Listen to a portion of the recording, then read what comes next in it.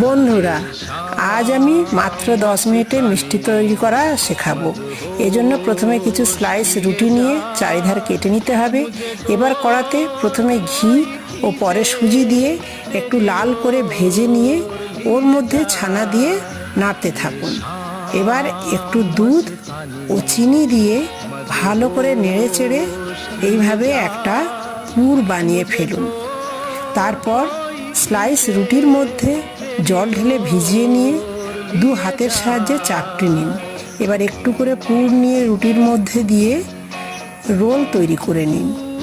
কড়াতে একটু বেশি করে লিকুইড দুধ, গুঁড়ো দুধ ও চিনি দিয়ে নাড়াচাড়া করুন এবং ভালো করে ফুটে উঠলে গ্যাস বন্ধ করে তৈরি করা রোলগুলো ওই দুধের মধ্যে দিয়ে দিন।